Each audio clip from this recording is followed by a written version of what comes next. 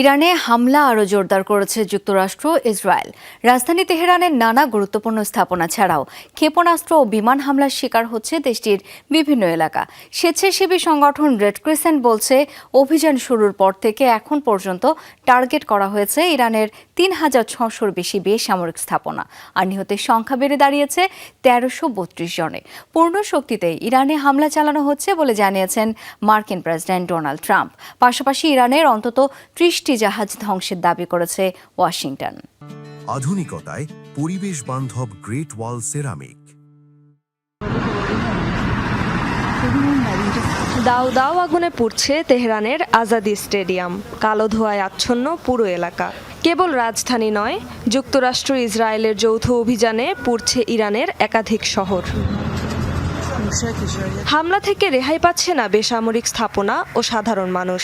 ইরানের red crescent society জানিয়েছে, ৭ দিনে ক্ষতিগ্রস্ত হয়েছে ৩৬০০-র বেশি নাগরিক স্থাপনা, যার মধ্যে রয়েছে ৩,০০০-এর বেশি বাড়ি। এছাড়াও আক্রমণের শিকার বাণিজ্য ও সেবা কেন্দ্র, হাসপাতাল ও স্কুল। বিমান হামলার শিকার তেহরানের একটি মিলিটারি একাডেমি ও তেহরান বিশ্ববিদ্যালয়ের আশেপাশের এলাকা। ইসরায়েলের মিসাইল হামলার শিকার লোরেস্তান প্রদেশের একটি শহর। ফার্স প্রদেশের সিরাজ শহরেও হয়েছে আক্রমণ। এসব হামলায় হতাহত হয়েছে অনেকে। সম্পূর্ণ সক্ষমতা নিয়ে ইরানে যৌথ বাহিনী হামলা চালিয়ে যাচ্ছে বলে জানিয়েছেন মার্কিন প্রেসিডেন্ট ডোনাল্ড ট্রাম্প। তার দাবি, ক্ষেপণাস্ত্র ছুড়লে ধ্বংস করে দেয়া হচ্ছে তেহরানের মিসাইল লঞ্চারগুলো। আমরা প্রতি ঘন্টায় ইরানের ক্ষেপণাস্ত্র ও ড্রোন ধ্বংস করছি।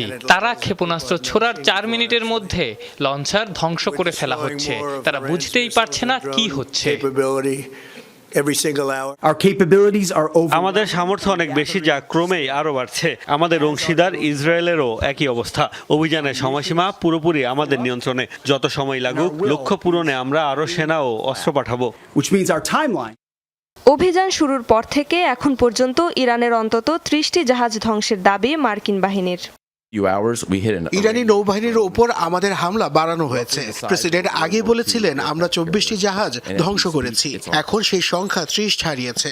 আমরা শুধু তাদের যুদ্ধাস্ত্র ধ্বংস করছি না, ক্ষেপণাস্ত্র বানানোর সক্ষমতাও শেষ করার চেষ্টা করছি। ইরানের বিমান বাহিনীর সক্ষমতা পুরোপুরি ধ্বংসের দাবি করেছে ওয়াশিংটন। মার্কিন প্রেসিডেন্টের দাবি, ইরানে এখন আর কোনো বিমান বাহিনী বা আকাশ প্রতিরক্ষা নেই। রেজবানা সাইমা, যমুনা নিউজ।